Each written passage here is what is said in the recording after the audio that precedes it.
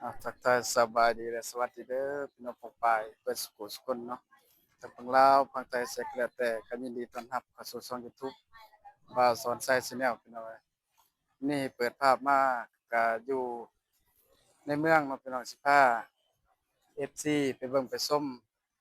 ที่ว่าเฮือนถือไฟไหม้มื้อเช้านี่ประมาณ3โมงพี่น้องเอ้ย3โมงเช้าเนาะไปเบิ่งไปชมกันพี่น้องว่าสิเป็นจังไดเนาะ ไผไหม้มื้อเช้านี่อยู่แต่บ่าวสอนไสอยู่เฮือนยังค่อยเห็นพี่น้องเนาะค่อยเห็นที่ว่าแสงไฟไหม้อะนะเนาะไปพี่น้องไปเบิ่งไปชมบรรยากาศนำกันอ่าแต่ว่าตอนไหม้บ่ได้มาถ่ายพี่น้องเนาะแต่เช้า3โมงมาถ่ายเบิ่งไหม้พี่น้องเอ้ยว่ามันไหม้จั่งใดเนาะไปเบิ่งไปชมกันพี่น้องเด้อพี่น้องว่าถึงไฟไหม้เนาะอืมเด้รถก็อยู่นี่มีรถมีซังแหน่พี่น้องเอ้ย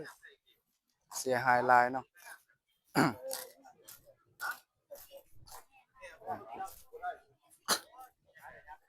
นี่รถใหญ่พี่น้อง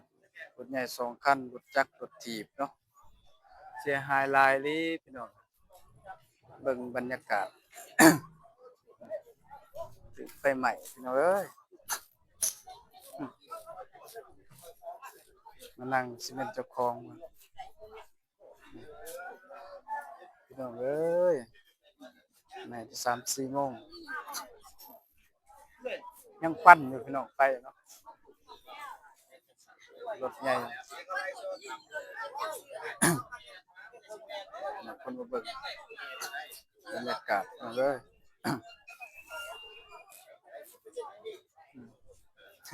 เจ้าของเฮือนบ่นี่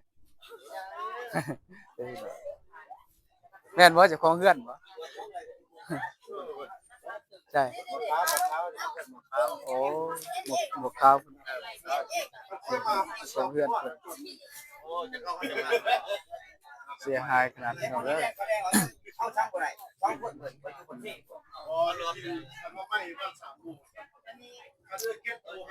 ไฟยังควันอยู่เลยขนาดฝนตกเช้า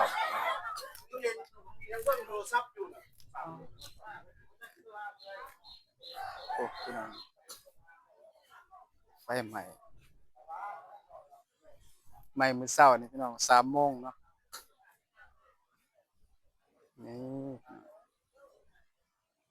มีแต่คนมาเบิ่งพี่น้องมาเบิ่งว่าไฟไหม้พี่น้องเสียหายเอายังบ่ทันพี่น้องเอ้ยนับแต่รถแต่ล่างเนาะวัตถุรถใหญ่ก็2คันรถจักรรถถีบเครื่องอีก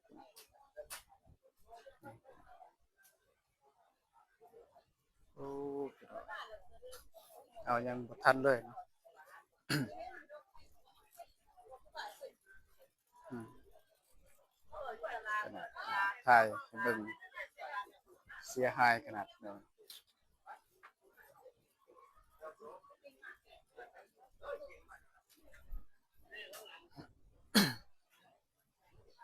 เรือนหลังมันใหญ่เด้อพี่น้องถูกไฟไหม้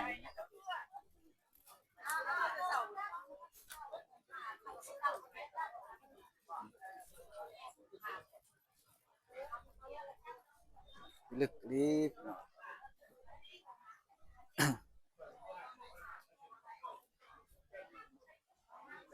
พวกม่วงนี่จนเหี่ยวเบิด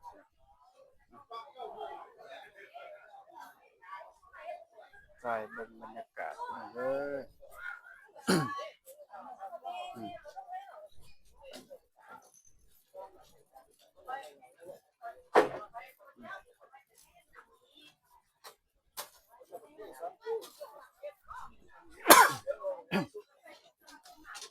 สาเหตุที่เป็นอิหยังเนาะเออต้นหูพี่น้องโอ้แต่ว่าไฟไหม้เกิดไฟสดไฟหยังจักคนหลาย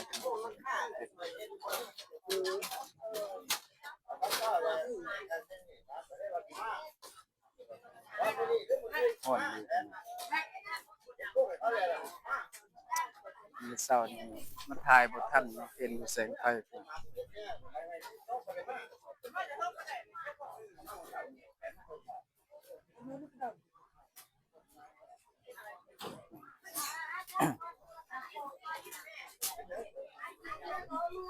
เออ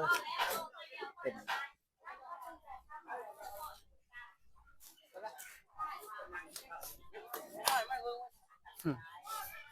เห็นหยัง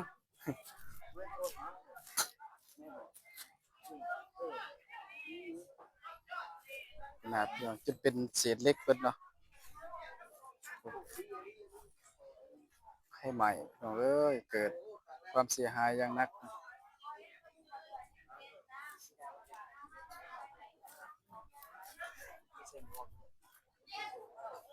การเริ่มร้อนแล้ว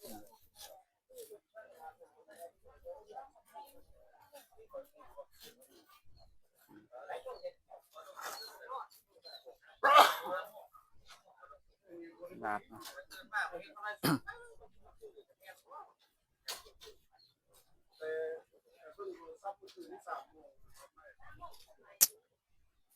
พวกม่วงนี่จนเหี่ยวหมากสุกเลย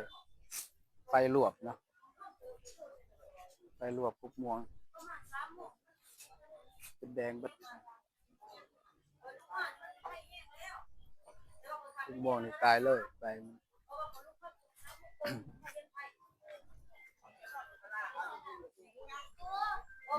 อยู่กับหน้าวัดหลวงเนาะกับข้างวัดหลวงทางโรงเรียน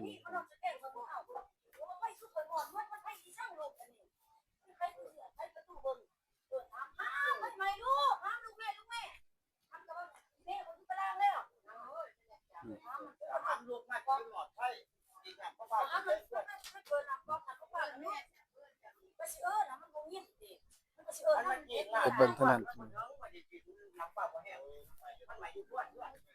ลึกลี้เนาะใหม่เบิดเนาะ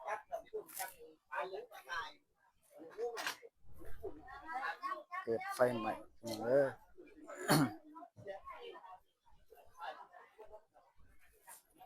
เกิดเสียหายอย่างแรงไปเบิ่งเท่านั้นเอง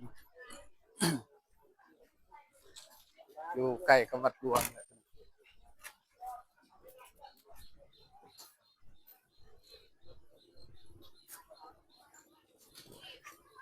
นี่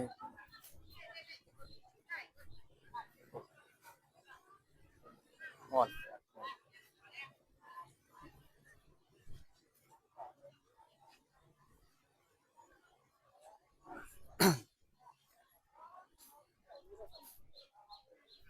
รถพี่น้องลึกลี้รถทั้ง2คันเนาะมีเต็นท์มีสังแหน่พี่น้อง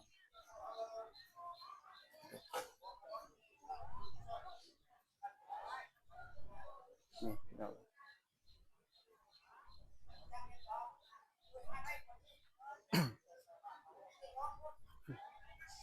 เป็นลึกลี้พี่น้องเกิดความเสียหาย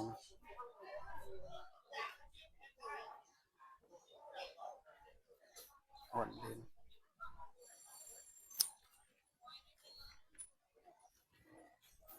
เกิดให้ใหม่มื้อเช้านี้พี่น้องบ่าวสอนไส้ก็เห็นอยู่แสงไฟเนาะประมาณ3โมงว่าสิมาถ่ายอยู่บ่ได้สากโทรศัพท์เนาะตื่นมาจับโทรศัพท์มาเบิ่งแบตไฟโทรศัพท์บ่มีก็เลยบ่ได้มาถ่ายตอนไฟไหม้คันมาก็ทันอยู่พี่น้องแต่ว่าไฟโทรศัพท์เบิดนี่พี่น้องเอ้ยบรรยากาศเนาะไฟไหม้พี่น้องเอ้ยเกิดอัคคีไฟ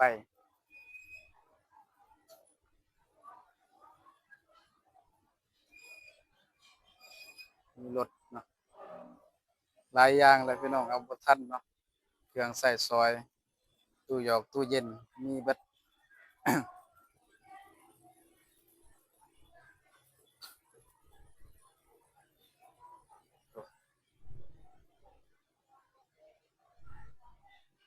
เกิดกับไผก็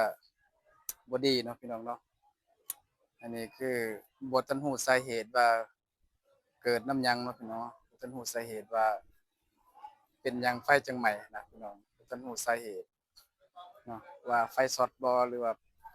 ไฟลัดวงจรบ่หรือว่าเกิดจากหยังเนาะบ่ทันรู้เนาะบ่าวสอนไสมา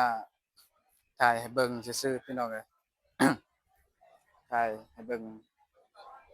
ตอนไฟไหม้แล้วเนาะตอนมันยังไหม้บ่าวสอนไสจากมาอยู่มื้อเช้าประมาณ3โมงเห็นแสงไฟลุกขนาดคือสิบ่แม่นไฟไหม้ขี้เหนียวอะคนคนจุดขี้เหนียวเพราะว่ามันแสงไฟแรงอีหลีพี่น้องอาคือสิแม่นไฟไหม้เรือนว่าซั่นบ่ได้แม่นอะลีฝาเรือนหลังนั้นยังดำเบิดพี่น้องมันลวกเป็นสีดำๆเด้อ